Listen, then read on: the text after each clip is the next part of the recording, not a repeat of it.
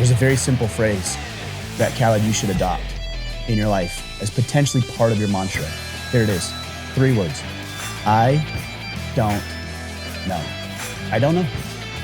And then just be comfortable with that. So, Kipp, your wife asked me about some questions, and my response is, I don't know. And learning to be okay with I don't know and I don't have the answers, and life is better. I have a better attitude, and my relationships are stronger, and I'm much more resilient and adaptable as things come up.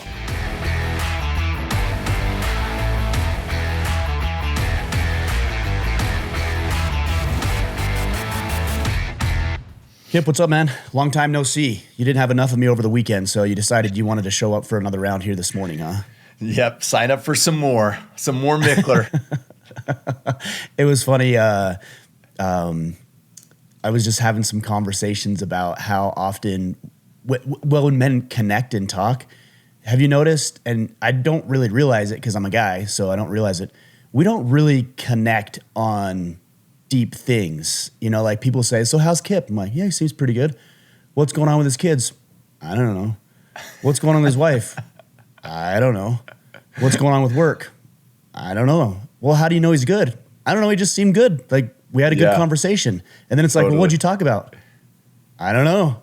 Just really random stuff. Yeah. Right. Yeah. It's so hilarious. Versus women, you know, they find out about their dog's, you know, disease and illness, and their kids and what they're dealing with, and what crushes they have, and who their bullies are, and what their spouses are doing for work, and what their work is like. And it's just hilarious, the difference between men and women when it comes to how we converse.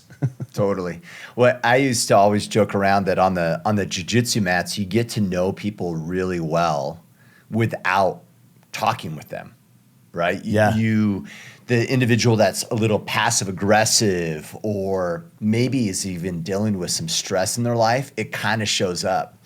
And for years I would train and I'm like, oh, I really like this guy. He's a great guy. And my wife would ask me like, oh, does he have kids? And I'm like, I don't know. Is he married? I think so. And she's like, you don't know him. And I'm like, yeah, I do. Yes, I actually do know him. I just don't know all those things, but I know him, which is just wild to think about. I've heard it said best, if I could surmise it into one sentence, it's basically that men connect directionally, whereas women will connect relationally. So women will literally, if you see them conversing, they're literally sitting around something. Maybe it's a kitchen counter, or they've got their chairs situated, or maybe they're on the couch and they're all looking at each other and it's around. Whereas men tend to be more linear, not only in the way that we line up, but also the way that we approach life. So it's shoulder to shoulder or back to back. And we're either focusing on a common enemy or towards a common objective. So you're right. Men figure things out by doing, and women figure things out by being. But I think that leads to a really good point, and that is that more men, especially those guys who don't feel like they have anybody in their lives, need to stop focusing on how do I build relationships the way a woman would, and start engaging in life, whether it's jiu-jitsu or the gym or a business conference or something like our brotherhood, the Iron Council, where they have accountability. You're going to build friendship and camaraderie and accountability with men, but you're going to do it in a way that men do it, which is going to resonate more deeply with you, which ultimately leads to a lessening of frustration when it comes to male friendships and connection. I think that's the biggest issue. Too many guys are trying to do it like women, and then they're frustrated, obviously, because it doesn't work. And they're like, well, see, you can't find any guys to do life with. Yeah, you're just doing it wrong. Just do it correctly, and you'll have much more success. I mean, just think about through our pasts, how many times have you built strong connection with another man through doing? The answer is always, whether it's running or race together. Yeah, doing sports together. I mean, it's where you kind of learn about the individual and how they show up in life, and if you align or not is kind of how they play the game. Or how they run, the kind of grit they have. I mean, that's where it's formed. It's wild. You know, one of the things that I think about, and then we'll get to some questions, is for most men, male camaraderie and brotherhood ends after high school sports or military service. So, and there might be some that happens maybe in college in a fraternity, something like that. But outside of that, that all ends once you become an adult or once you finish your military service. I would say LEOs in general, because they're dealing with difficult circumstances that require men to band together in the act of doing. But yeah, I mean, unless you're diligent about creating those connections outside of those few arenas, you're probably going to do life alone, and that's part of the reason you're not feeling the way you ought to feel or want to feel. Yeah. Well, and this is why the Iron Council is so awesome, right? In which we're going to field questions from. So Yep, our let's do exclusive it. brotherhood, the IC. So George Sykes is up first. What are you doing daily to strengthen your faith? How can I pray for you both? I wish I was better at this than I am. I'm not. And people say, "Are you struggling in your faith?" I don't really feel like I'm struggling in it. I feel pretty good. I believe in God. I believe in a higher power. I believe that I have a divine purpose for being on this earth. But I don't, and maybe I need to correct that. I don't really do anything on a daily basis. I pray often. I am reading. I guess I am reading the Bible. So I guess that's one thing. Some of those just seem like primary answers is what we would call them, where it's like the basics. Pray and read the Bible, and that's good. I think that is good. But as far as above and beyond that, I don't really have a practice that I feel deeply connected to. And then I would say on the second part of that question, whenever anybody says they want to pray for me, I welcome that. Please pray for me. But that's for you to determine. You probably recognize things that you could see in me, whether it's a lack of patience or maybe I'm agitated, or maybe you don't even agree with a particular stance I have on a topic, and you want to pray to open my mind to new possibilities or new insight. I'm receptive to all of that. So, but that's for you to decide. I don't really have any pressing concerns that, fortunately, knock on wood, that I feel like I need prayers for today. But yeah, that's for you to decide. And I will take all that I can get. Absolutely. Yeah. I love that. And I love, and George, I have to say this, right? I do love how I was raised. We don't go out of our way enough to pray on behalf of other people, or at least you do, but you don't know about it. And I had a wild experience. I think it's wild, but maybe it's not that wild. But since joining the IC, I remember years ago, maybe I'm old man here wanting to do my storytelling. So years ago, we were having a main event, and I probably presented on something, right? So some guys probably felt like there was some form of connection, right, through the conversation. And towards the end of the event, a particular individual came up to me, walked up to me, put his hands on my head, and just started praying for me. Without warning, just did it. Yep, just walked up to me, Wow. Put his hands on my head, and prayed out loud. And I was like, that was awesome. And, sure. and I loved it because why? I felt loved, I felt appreciated, I felt like this person was just not just speaking on my behalf, but was also speaking into me at the same time. And so, George, I love the question, right? And maybe that's what the world needs a little bit more of, is people praying for other people, right? And worst case, it's just so they have peace of mind, maybe them realizing their divine potential, and helping each other show up in a way that we can impact others for good. I mean, wouldn't that just be nice if we all had that mindset? So thanks, George. That's awesome. Well, I like the, and I hope it didn't come across as I'm receptive and open to those prayers. So I hope it didn't come across to George as if I'm you not. have no request currently. Yeah. Right. And I might ask me next week, and I might, maybe something happens to one of my kids, or I'm dealing with something that I need some additional prayers and divine inspiration on. I don't right now. But the other thing I wanted to say and just articulate a little bit more, and I think this is underscored in the story you just shared, men are assertive. And assertiveness isn't asking for permission. It's recognizing, acknowledging, and then doing. And so this gentleman who came up to you after the event, he recognized something. I don't know what he said. I don't know what he prayed for or prayed over you, but he obviously recognized something, and he felt so inspired and compelled that he just went and did it without your permission. Now, if you're going to touch other men, make sure it's somewhat appropriate before, getting their permission, If it's a non-jiu-jitsu guy, ask first, but that's right. Maybe it was after the jiu-jitsu class and he felt comfortable touching so I can touch Kipp wherever I want. But I think the point is, I agree with what you said about maybe we do need more men praying over and for people. And maybe we also need men who say, you know what, I'm not going to ask. Here's what I think you need. And I'm going to pray for this on your behalf. I actually have 2 friends who I talk with once every month or 2 over the phone. And every time I talk with them, when we're done, I'm like, hey, good to talk with you. They're like, hey, can I pray for you? Yeah. And they pray for me and with me on the phone. And it's always welcomed. A lot of the times it's pretty generic, if I'm being honest, but occasionally there's something where they really see that. I've had a couple experiences where they've said something. I'm like, whoa, how did they know about that? Or how did they know I was confronting that or dealing with a situation? Because it's not anything I was vocal about. I think that's part of the inspiration that comes when we're open and receptive to the Spirit and then have a willingness and desire to share it. Yeah, I love it. To answer George's question just really quick, daily strength, what I've found is, and I steal this from you, right? The quality of your life is determined by the questions you ask, right?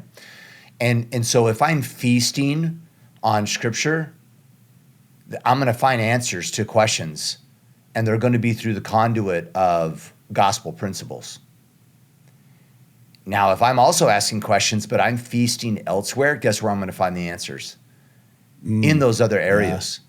So it matters what fruit you're eating, along with the questions you have, right? And some of them may be more inspired and less beneficial, right? Depending on where I'm feasting or getting information from. And so I'm definitely in a place in my life where gospel principles and Scripture study I find highly enlightening because I'm finding truth in it in whatever it is that I'm doing.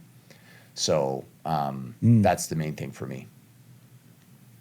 Yeah, I like that. I once heard garbage in, garbage out. And I think that's exactly what you're saying. You can't make something wonderful. We're not alchemists, right? You can't make something wonderful out of horrible material. It just doesn't work. Yeah. All right, John Davies, with your marathon, Ryan, coming up in November, what new insights are you starting to enjoy about your training? I mean, spoken like a true runner, asking me what insights and it's like, I don't know, John, if you know me very well. We've known each other for a decade at this point. But no, this is not an enjoyable experience for me. Okay, so stop trying to make it sound like I'm going to enjoy it. No, you know what? Let me think about this here for a second. So first, it's hard. It is difficult. Physical insights I'm learning is my electrolytes are off. I get cramps. I cramp really bad. I think my hydration's not where it needs to be. My electrolyte intake is not where it needs to be. And then also my nutrition, which I've really been focused on over the past 30 days or so, maybe not even that, 20 days. And I'm down 5 pounds right now from a nutrition perspective, not from anything else, even though I am exercise and training. But so that's been insightful. Another thing that's been insightful is I'm just amazed what the human body can do. The human body is amazing. You can look at people, and there are some outliers, but you can look at people and you can say, oh, that guy does this. That guy does that. That guy does that. Like, you can see a power lifter. You can see what a runner looks like. You can see a cyclist. You can see a swimmer. I was at Walmart last night and I walked by. I'm like, that guy does jujitsu. Yeah. And in my mind, I was like, I stopped for a second. I'm like, I wonder why I thought that. Like, what about the way that he moved made me think that he did jujitsu? And what was interesting is I was walking and he turned around. He had an Origin shirt on. So I knew it was even corroborated even more. Yeah. So I'm like, see, I knew. Yeah. So it is interesting. But what that tells me is that the human body is capable of some amazing things. And the adaptability that we have when it comes to building cardio, stamina, muscle, flexibility, fill in the blank with your exercise of choice is actually really incredible. And that gives me hope that although I probably will never be an ultra endurance athlete, mostly because I have no desire to be, I can actually make myself better and more capable in a physical way than I've ever been before. And that is inspiring to me because it shows me, even gives me a glimpse of what is possible and what I've left on the table up to this point, which is pretty crazy to think about too. So Yeah. the other insight is that I am finding a little bit of joy in some music, 80s classic rock mostly when I get running. I find a good beat and that actually helps me get through some things. Being able to run without music is not a thing for me. So that's been helpful too. Yeah, it reduced the noise of that internal dialogue of, why am I doing this? This is stupid. I have always heard a great quote that the difference between a runner and someone that doesn't consider themselves a runner is the runner doesn't listen to the voice. That's it. Yeah, They don't listen to I the would agree voice with of, that. why am I doing this? Right. Yeah, I would agree with that. Yeah, it's just about going another mile, another mile, another mile. And I usually say I'll stop up there. And then when I get up there, I'm like, no, I'll stop up there. I never stop where I want to stop. There's a great quote by Socrates. I think it's attributed to. It says, and I don't have this memorized, but I'm just pulling it up. No man has the right to be an amateur in the matter of physical training. It is a shame for a man to grow old without seeing the beauty and strength of which the body is capable. I think that's pretty interesting. And I'm trying to find ways to push outside of what is currently comfortable for me into new arenas. Not because I have a great desire to do it necessarily, but I just want to see if I can. Yeah. Yeah, I love it. All right. Khalid Hamir. So stop asking me questions about running, Yeah. John. And Okay, Davies, that's it. I'm never going to like it, so stop trying to make me like it. That's right.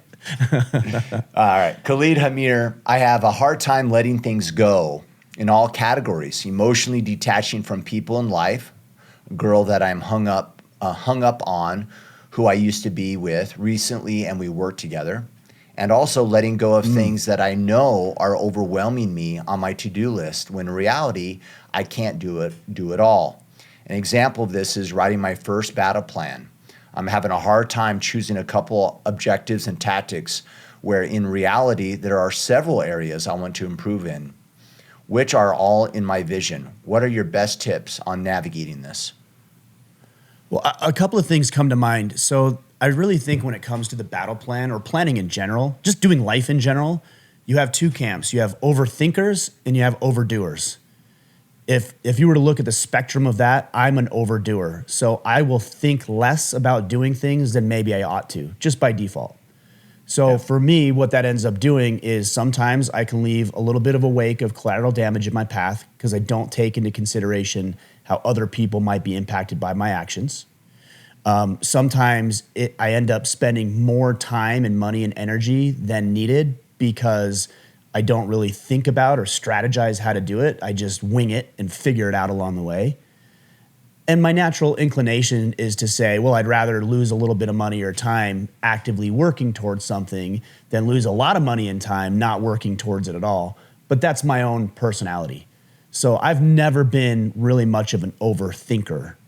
And then on the other side of the scale, you have overthinkers. And overthinkers, they run the risk, of spending too much time on something and never doing it, perfectionism, and then ultimately the way I see it, and you correct me if I'm wrong, Kipp, because you're saying self-proclaimed overthinker, is then you never have a product or a service or a thing, even if it's a mission or a movement or a message to share with anybody. So nobody benefits from your insight, from your hard work, from your diligence. And what a shame.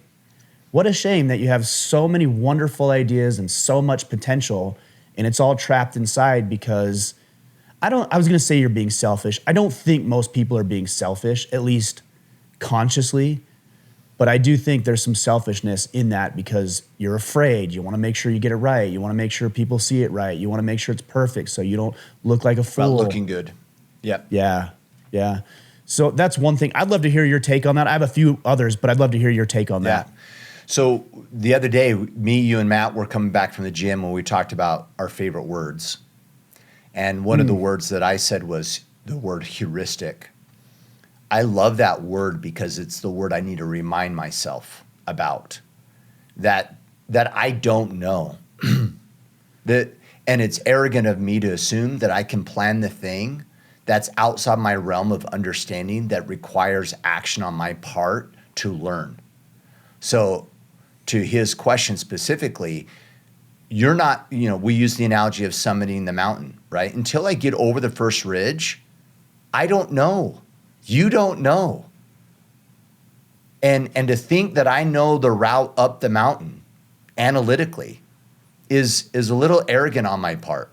The reality of it is I can plan all I want, but until I take action, until I get to the first ridge, I'm not in a space of true knowledge and wisdom to be able to get to the summit of the mountain.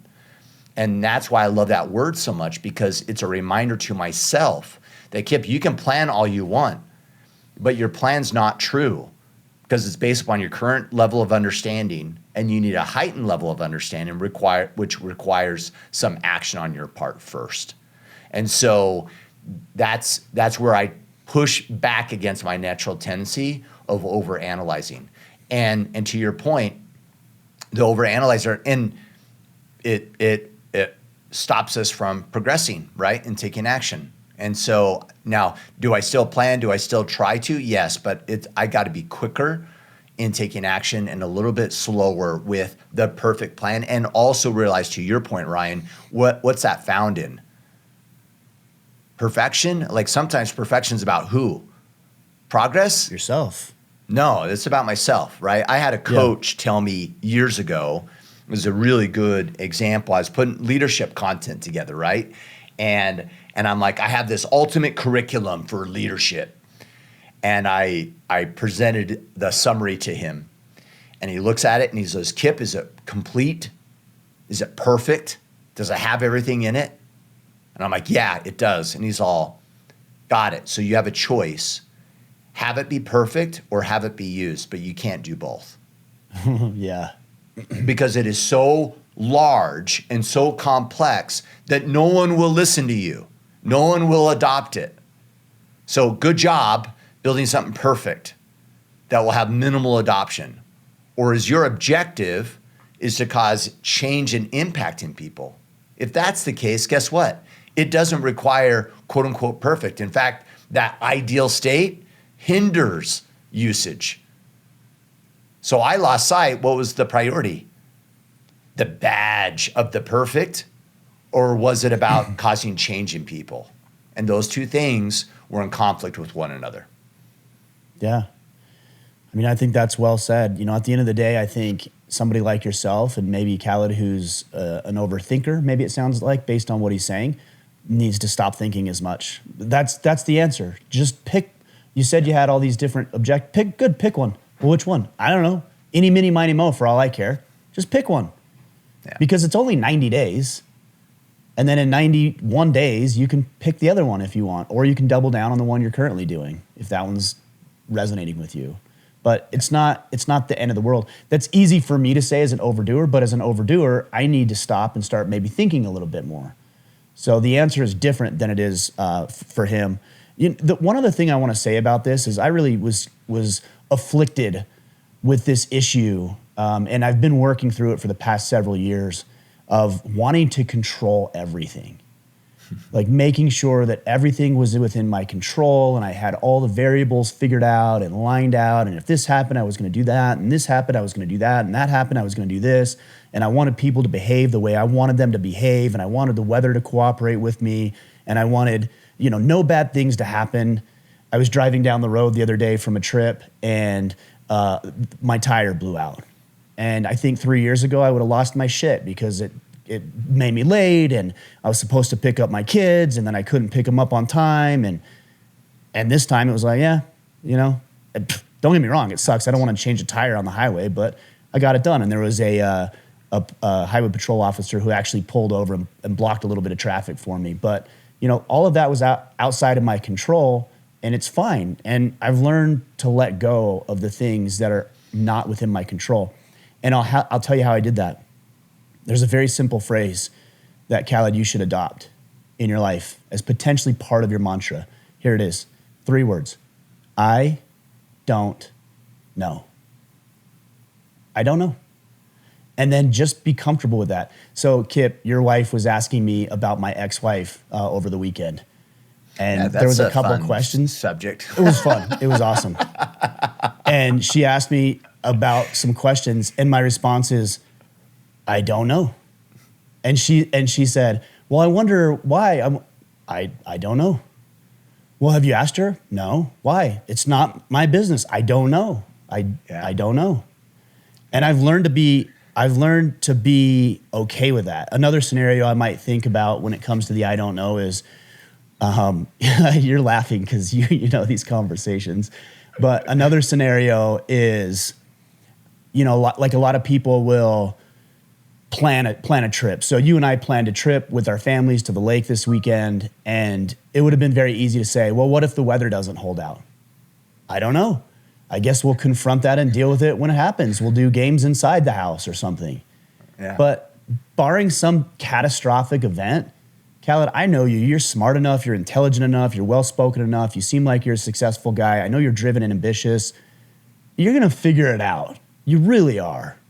And so this woman it sounds like works at the office with him, maybe stop trying to pigeonhole that relationship into what you want it to be and just say, you know what, I don't know. I don't know what comes of this. Maybe this is the end. Maybe it isn't. Maybe this is the beginning. Maybe nothing ever happens. Maybe I move on. Maybe she moves on. Maybe somebody else comes to the office. Maybe whatever. And learning to be okay with I don't know and I don't have the answers, and just embracing the excitement of it. Yeah. Like the curiosity of not knowing what's going to happen instead of trying to control everything. And that's not easy for me to say because I am a control freak. But I'll tell you, it's been liberating and life is better. I have a better attitude and my relationships are stronger and I'm much more resilient and adaptable as things come up. Yeah. I have to say this because I just had a breakthrough in my own thought process. The value of I don't know is you stop the internal dialogue of like festering on it. When I hear about hung up on someone, the hung up is the constant internal interpretations and guess and stories and meaning of, oh, she did this, it must mean that, and you trying to figure out conclusion to things. Versus she looked at me this way. I wonder why. I don't know. Move on. Stop. That's a good one. The mental jujitsu of guessing, and it's all made up anyway. It's all interpretation anyway. And maybe that I don't know is a form of kind of letting go. Just like I'm not going to waste brain cycles trying to guess and possibly create a perception that is not true, that drives my behaviors, that will create a confirmation bias in regards to how I act towards people. I mean, man, it's powerful. Leadership, oh, I got an underperforming employee. I wonder why. Guess what? You don't know. Go have a conversation. Don't assume, right? There's some power in the I actually don't know. I like it. Well, there's a concept, I learned this years and years ago. It's called cognitive distortions. And so we as humans have these little things that we do, these little tricks to protect ourselves. And for me, that manifested as black and white thinking, meaning it's either this or that. And I still have that. People who listen to the podcast for any amount of time know it's either this or that. There's no gray area in my life. It's this or it's that. The other one that manifests for me is catastrophizing. So an example of that, like Khaled's talking about, or what you said is, well, she looked at me this way. And so what you think is, oh, she must be mad at me. She must feel sorry for me because she found a new boyfriend or she's cheating on me. And like you create this weird story that has no basis in reality. And all it could have been is that she was like walking by and maybe she had some flatulence and she was trying to hold it in so she didn't rip one as she walked by your door. Like, it literally could have been that. It could have been that just as easily as it could have been the story you conjured up in your mind.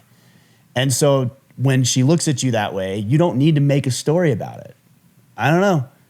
And then go on about your work and your day. It's simple as that. It really is. Yeah, I love it. All right, Tony Urzi. Man, I hate hanging up on his question really quick, but like Khaled's talking about the battle plan, right? Which is the system by which we use in the Iron Council. And we have battle planners, which is the kind of the planner that we use, back to what he's talking about, to track our objectives and our tactics. You can get those at orderofman.com in the store. We have inventory for those if you want to purchase them. Yeah. I mean, I use mine every single day. I've got mine here. In fact, I just transferred to a new insert because I just ran out of pages in the other one. So I use that literally every single day. I'm looking at that. You keep all the inserts around, huh? Which is kind of cool. The old almost inserts, like a you mean? journal. Yeah. Yeah, I've got them in my closet. They're just stacked up right there, and I put the dates to and from dates, and they're all stacked up right there. Yeah, I kind of like that. All right, Tony Urzi. Today I spent some time with a close friend who is 91 and knows that his time here on earth is short. He has lived a life well lived as a man and as a believer, and is ready to go home. His words reminded me of what the Apostle Paul said in 2 Timothy chapter 4, verses 7 through 8, that he has fought the good fight, kept the faith, and is ready to receive the crown the Lord has waiting for him. What are the 1 to 2 things that are important to you and would summarize your life that you would want to be able to say when you reach the end of your time on earth?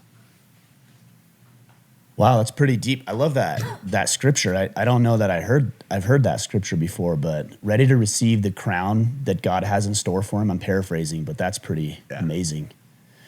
What would I want to be known for? You know, I have been asked this question in the past. What I would want to be known for is that I was a man who was willing to take action or take risk in pursuit of what was meaningful to me. I don't think that there's any.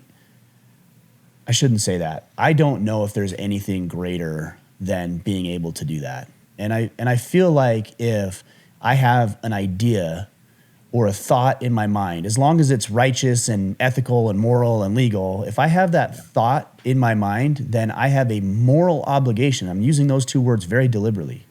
I have a moral obligation to pursue it.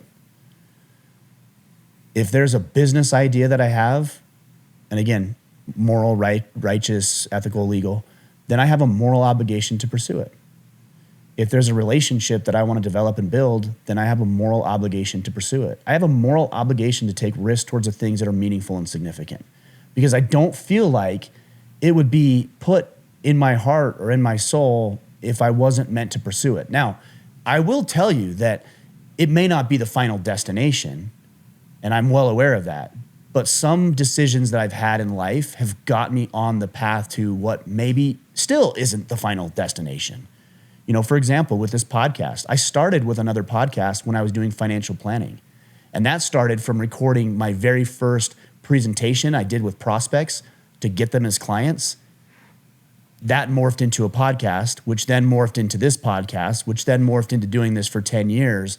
All because I had the moral conviction to follow through on something, even though it felt weird, or I didn't have the time, or I didn't know how to do it, or people would think I'm dumb, which is all things that came up.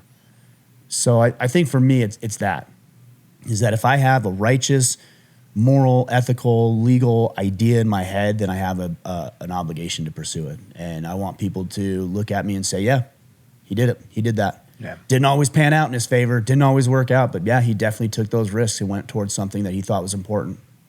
Yeah.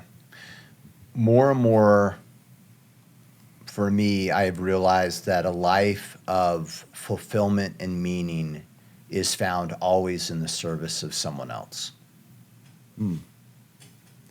And so, did I serve? Did I serve my kids? Are they better off for me being part of their life? Do they realize how amazing they are because of how I showed up as a father? Did I serve the people I had a chance to work with?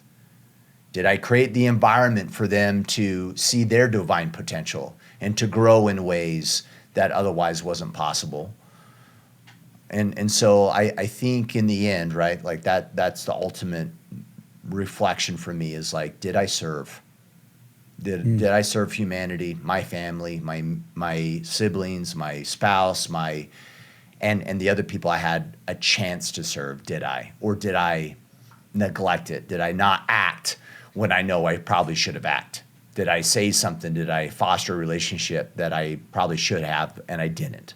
So that's the measuring stick for me.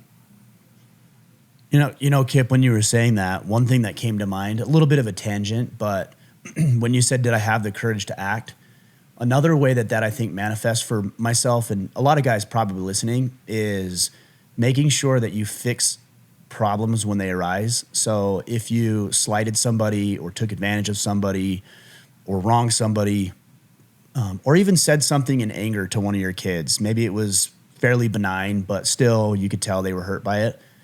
Part of acting is correcting situations when we screw up. And one of the questions that Kipp, you and I get all the time is, how do I move on from this? How do I get over this? How do I let go? Like Khaled was asking earlier. Part of that is putting a period at the end of the sentence. You can't complete the sentence until you put the punctuation on it. And sometimes the punctuation with your life is, I'm sorry. I should not have done that. Here's what I'm going to do different moving forward. And then doing that, building that as you move forward. That's one thing I think often guys overlook and something I think more of us can do. Well, which is great, right? Because you didn't hear me say perfection. Serving people is not perfect. Yeah. Right? So that aligns really well. All right, John McDermott, question for you. At what point in Order of Man's history did you realize that you were all in on this movement? What were the signs and signals? So I started this in 2015 as a side. It's to be 10 years. 10 years ago is a long time. It seems like so long. I'm trying to go back to what I was doing. I remember recording podcasts in my financial planning office in between appointments. And then I would work mornings. I'd work for an hour or two in the morning. I'd get up really early and work an hour or two on Order of Man, and then I'd go do my financial planning stuff, and then I'd come home, hang out with my kids, eat dinner with the family, and then I'd go back to working for a couple hours in the evening. And my ex-wife at the time, probably 6 or 7 months into it, said, hey, you seem really happy. You seem like you're doing a really good thing with Order of Man. I like that you're motivated, inspired by it, but it's taking away from the family household income. And it definitely was. Because I was doing it more and more than I was doing the financial planning stuff. And she said, you probably ought to scale back or have some boundaries or figure out a way to make some money. And to myself at the time, I thought, well, I'm not scaling back. If anything, I'm doubling down on this. So I got to figure out how to make some money. And I'll spare you that story for another day. But it ended up working out. And I started to make a little bit of money doing this, offering insight and coaching and groups and things like that, events to the men who were listening. And then I remember going to my ex-wife and saying, hey, I think I really want to sell the business, the financial planning business. And she was like, no way. And even I was saying that. Like I had this conflicting thought of sell the business, not sell it, not. And of course, she had the right answer, don't do it. And I did it anyways. Not without her blessing, of course, but we had a lot of conversations about me selling it and why it would be okay. And I didn't really go all in. I knew I was going to go in, but I didn't go all in until my back was against the wall. Yeah, until you're like, and we're not going to make the mortgage if I don't really do this well. Yeah, so I did. I sold the business. I don't want to say I burned the boats because I don't think that would paint it accurately, because I don't encourage or advocate for men to do that, especially if they have a mortgage and have a wife and kids and responsibilities. I would never tell you to do something I didn't do myself. I was in the fortunate position, not lucky, but fortunate position, because I built up a successful financial planning business where I could sell that to another advisor who I got into the business about 9 years earlier with. And I sold my book of business to him. And it was if I remember correctly, we did a small lump sum up front, and then it was ongoing payment for, Commissions on I the want to book say or- 4 or 5 years. Yeah, residuals for 4 or 5 years. And I remember going into him, man, probably 2 or 3 years into it, and I said, hey, look, I'm moving the family across the country to Maine, and I could really use the additional funds to be able to secure the house and get everything settled in and everything else. And he said, okay, well, what are you thinking? And I said, I'll give you an even greater discounted price if you just buy the rest of the contract out. And in those moments, you realize like how much you believe in yourself. Because I was willing to take less money than what he owed me in order to make that dream work. Yeah. And I think we would all do well to ask ourselves if we'd be willing to do something comparable. Would you be willing to sell your current business to go chase something meaningful and significant? Would you be willing to say to a person who owes you money, you can give me 20% less so that you can move your family across the country to a place you don't know hardly anyone, to a climate you've never been in, to see if we can make this work? I don't know many people who would. And I'm not saying that to toot my horn. I'm saying that to go back to what I was telling you earlier about if you have a dream, then you have a moral obligation to chase it. And to go back even further about what we were talking about with George, God will pave a way. He will make sure you're going to be fine. There's going to be a lot of dark days, scary days. I remember when I moved to Maine, I remember thinking, for like 2 or 3 weeks, I just questioned in my head, was this the right call? Was this the right decision? Should we have done this? And the answer was yes, most definitely yes. It took a while to figure it out, but those are moments that came up where I knew, oh, I'm all in because I put my money where my mouth is. Why do you move to a moral obligation for a dream? Like, what's your connection to say, hey, I have this idea, I have this dream. Why do you attach morality to it? What's at the root of that? I think it goes back to what you're saying. So I attach morality to dreams because I believe they're divinely inspired. I don't know if God comes in and implants these ideas into our head, or I think more likely what happens is he puts us in scenarios and circumstances where we start to extract ideas and concepts and insight, and he through wants those you to experiences create and act on it. Yes. Yeah. So I don't think he comes in and like taps you on the shoulder and all of a sudden you're enlightened. I think he's presenting opportunities for you to act on. And here's my thought with that too. It's little small things that are seemingly insignificant. Like he just plants a little seed in there and says, you know what? You should really ask that woman on a date. And you're like, I don't know. She probably doesn't like me. She probably got a boyfriend. And gosh, I'm busy with work. And so no, I'm not going to. Well, then you're not going to get the next prompt. You didn't do the first one. So you're not going to get the second one. And these are the same guys who complain about never being able to find a lovely woman. Or he might say to you, or might put you in an environment where you listen to this podcast and you think to yourself, well, I'd really like to start a podcast. Maybe I should look into that. And you're like, no, I'm busy. I don't know how to do it. There's too many people already doing podcasts. I don't even know what to talk about. People don't want to hear what I have to say. So no, I'm not going to do it. And then you don't get prompt 2, 3, 4, 10, 100, 1,000, et cetera. Yeah. We need to act on the things, even if they're small. And the beauty of that is the small things are less risky. You ask the woman on a date, the worst she's going to say is no, you're not out anything. You're interested in starting a podcast, you invest a couple $100 in a microphone, do a couple podcasts and realize you don't like it. You're out a couple $100 in a couple hours. Acting on the small things is easy, but these are the people who will say, well, why don't I have that? Why don't I have the marriage? Why don't I have the business? Why don't I have this? Why don't I? Because you didn't act on the little small and simple things that were given to you. Those are blessings. Those were gifts. And you were supposed to use them, and you didn't use them. So you're not getting more. It's the parable of the talents, if we want to get biblical. You didn't deploy your talents, so you don't get any more. So I think, to go back to something you were saying earlier about service, my job is to learn as much as I possibly can to return to God and return to heaven and to help other people do the same. If I had to strip everything else away about my purpose on this earth, that's exactly what it is.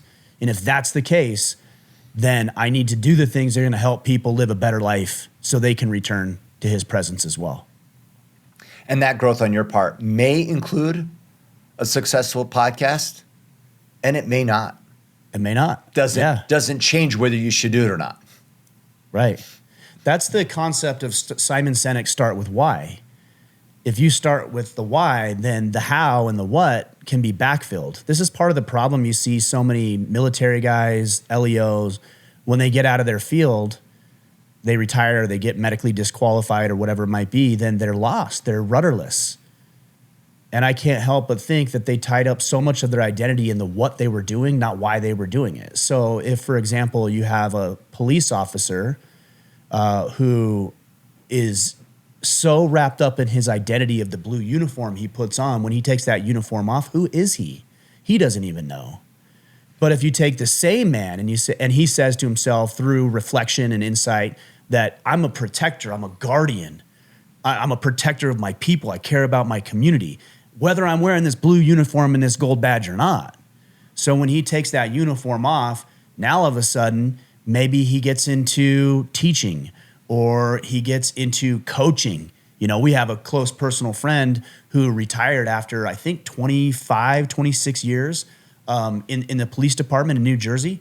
And now he's coaching because he's still giving back to his community. That has nothing to do with him being a police officer. It has everything to do with what's under the uniform. So find out what it is so that regardless of what you're doing or what your job title is, there's still purpose and significance and meaning in your life. Yeah. All right, Ryan Partain, what are indicators that you look for to inform you when to use supportive and empathetic approach as opposed to more intensive, tough love approach when you see a brother going down the wrong road? Do you have a universal approach to intervention? And what tactics and strategies do you feel are most effective? I hate this question because this is something I struggle with. I struggle. I do what comes natural, not what's needed. Yeah. You know, maybe as I get older and a little bit wiser, hopefully, a little bit more patient and understanding, I think this happens with a lot of men as they get older, is I don't really feel like it's my job to rescue people. And if I felt like it was my job to rescue people, I might be a little bit more authoritarian. Yep. Like, you're going to do this because it's in your best interest and it's my job to make sure you're safe. And instead, I don't really feel like it's my job to save people. I want to serve people. I want them to be saved, but it's not my job. What I think that allows me to do is to offer a little bit more grace as they're dealing with things, because I don't have any judgment, or I should say I have less judgment about who they are as people. And then it allows me to ask questions. And I think asking questions is the most powerful thing you can do for your friends. So, Kipp, if I noticed you struggling with something, maybe your just demeanor has changed. I don't need to come in and rescue you. I don't even know what you're dealing with. Maybe you're not dealing with anything. Maybe you're just tired. I don't know. And so the answer to that is, hey, Kipp, I've noticed your demeanor over the past couple of weeks seems to have changed. You seem less patient. You look a little tired, with all due respect. You seem agitated, and I care about you. What's up? And then you might disclose something, or you might not. And if you didn't, I might say, hey, look, Kipp, I know it's really hard to share when things are hard, or you might be struggling with something. I only say that because I know when I was going through hardship, I felt a little bit like what I'm feeling from you right now, and it was really hard for me to talk about those things. Would you mind opening up to me about what you're dealing with? It'll just stay between me and you. There's another question. It's directive. It's like, would you? I want you to share with me, but it's still a question. And you might say, no, I don't really want to. Cool, no problem. Hey, you know what? I'm here without judgment in a conversation that is just between you and I when you're ready. If you say yes and you want to talk about it, I'll sit there and talk with you, but I'm not going to offer you advice unless you ask for it. Even when friends are like, you know the answer of what this guy should do, I try not to give advice. Unsolicited advice is rarely, if ever, appreciated. No. The closest I'll get to that is if, Kipp, I felt like I could offer you some insight. I would say this, hey, you know what, Kip? I remember dealing with that with one of my kids. And it was so confusing and so frustrating. And somebody shared something with me one time, and it just completely altered the way I thought about it. Would you mind if I shared that with you? Yeah. So I am offering unsolicited advice. That's the closest I'll get to offering unsolicited advice. Totally. Well, because the minute you start soliciting, people move to, is he right or wrong? So you're like, hey, Kip, I have some advice for you. Already, 99% of people go, Yep. Okay, let me get my judge hat ready. Ryan, let me grab out my pen and paper, see if I agree with you. Okay, go ahead, go. Nope, don't, no, yeah, I agree. Like, I'm not even listening. I'm not even in the right state. But if you go, oh man, that reminds me of this time with one of my kids. It was like a major breakthrough for me. And they were doing XYZ. And I thought, oh my gosh, right? Like, I was showing up wrong. And so I made this pivot. I'm engulfed in your story. I'm just listening. And what will I naturally do? I'll see myself in it. I'll consider it for myself way more than if you said, hey, Kip, you should. And the reason why is because of the power of autonomy and creation. Most change will never be in the space of tough love and intrusiveness. Most transformation is on the terms of the individual, choosing for themselves that this is now important enough for me, right? It's in Bloom's taxonomy, the highest form of knowledge is in creation. I can't create if you're dictating to me what I should do. But you create possibility for me to consider for myself, I'll make it my own. And that is where growth is. It's always going to be more sticky that way. That's interesting.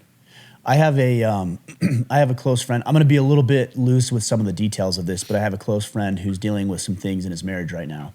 And I know he is. And so I reached out to him a week or two ago and I said, hey man, how's everything going? He's like, yeah, it's going good. But I could tell. It was like one of those things where it's good, it's fine. I'm like, nah, can I hop on a call with you when I get back from my trip? He's like, yeah, let's hop on a call.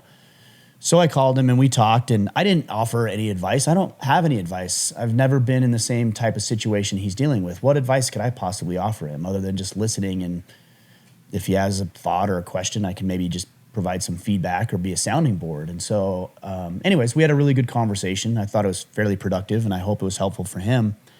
But right before I got off the phone, I thought to myself, I know somebody else who's going through a similar, or who went through years and years ago, a very similar situation. And so I told my friend, I said, hey, look, I've never been in this boat, what you're dealing with right now, but I know somebody who has, and you know that person too. And I'm not going to tell you who it is because it's not my information to share, but if you're interested, I would love to make that connection for you. And he's like, okay, yeah, I'll let you know. And kind of blew it off a little bit, which is fine. Like, it's his life. He can do whatever he wants. Well, 3 days later, yesterday, he messages me and he says, hey, you know what? I'm actually going to take you up on that offer. I would like to talk with that person. So now I'm going to reach out to this person. I'm going to make sure I have permission to connect the two. And I'm going to connect both of them because one's dealt with it. One's currently dealing with it. I don't need to get involved in that. I don't have any advice. But now you're helping your friend with something that they're dealing with by making an introduction. You're helping solve their problems, but you're not having to do it directly because you might not have the credibility or the experience to be able to deal with it. And I think that does require a level of empathy that it no longer is about you. You just want to make sure you get the resource and help that your friends need. So I'm saying these things because these are highlighting where I've done it right, but also I want to make sure that I'm very clear. This is not my strong suit. And every once in a while I get it right, but it's something I really have to focus on. Yeah, totally.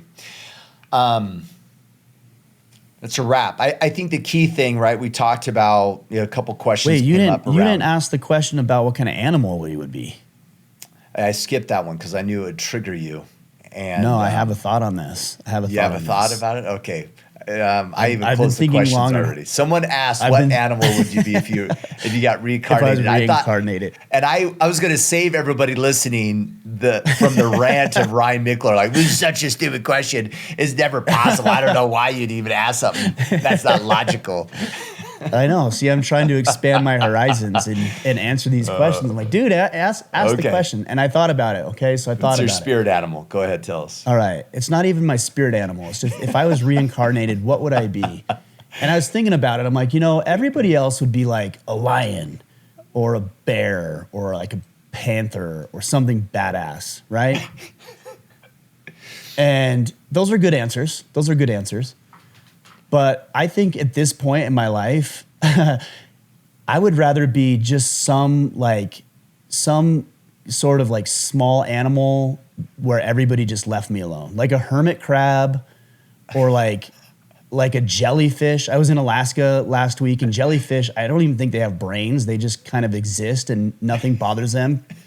And they just float in the ocean and just are left alone. And I think if I was an animal, I would, as I get older, gravitate brainless more towards jellyfish.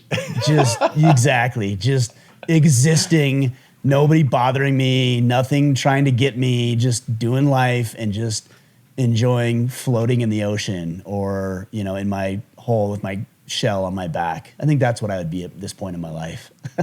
It doesn't sound like you have old man syndrome at all. Yeah, Not at all. Ryan's ready to be 75 and retired. Exactly. I've been ready to be 75 since I was 15, so it makes sense. What about you? What animal would you be, Kip? I was going to skip the question, so I didn't even think about this. I know. You were thinking the same thing I was thinking. Yeah, I was thinking the same thing. Full disclosure, I really was. You know what? Like, I don't have enough fun, but whenever I watch videos of pandas, they're just stupid and having fun. And that sounds nice, actually. Just crawling around and almost killing myself out of my own stupidity, as long as I don't get hunted. So if I'm a protected animal As a still, panda, you're protected. then I'm down. I think panda would be fun. And everyone thinks they're there you cute. go. So, yeah. There you go. Well, panda, jellyfish, either that or a rhinoceros. I'd be one of the two. So Yeah. Well, I haven't decided which one I'm on yet. yeah, my first thought was like a T-Rex dinosaur and just kill everybody. Oh, there you go. There you go. I like that. Full domination. All right, man. Bring us home. Okay. Yeah. So, key thing, get your battle planner. That's the system that we use in the IC. This is how we stay on top of things. Obviously, we have hundreds and hundreds of men that use that system within the Iron Council. So whether you're in the IC or outside of the IC, you can get your battle planners at the store, orderofman.com, or store.orderofman.com as well. Yeah, or you could just go to orderofman.com/battle planner. That'll take you right there. Okay. That's an easy way to remember it too. So yeah, check those out. And there's an accompanying video that shows you how to use it. You may not need the video. It's pretty self-explanatory. That goes back to what you were saying earlier, Kip. There's so many plans and systems out there, but if you need to read a college-level textbook in order to do the plan, you probably won't do it. So I'm a simple jellyfish of a man, so I need things to be dumbed down, easy to use, and very self-explanatory. So that's part of the beauty of the battle planner that we have created over the past 10 years. Yeah, absolutely. Jellyfish of a man. And to connect with that jellyfish, at Ryan Michler, both on X and Instagram as well. The only difference between that I do want to make one caveat. I would have some sort of a skeleton, so I'm not a spineless jellyfish. Yeah. I would be a new species with a spine. I just want to say that up there too. I think right, you just guys. want to be a sea turtle. The sea turtle would. It's not bad. It's not bad. Not bad. Yeah. All right, guys. All right. Appreciate you. Great questions today. We will be back on Friday. Until then, go out there, take action, and become the man you are meant to be.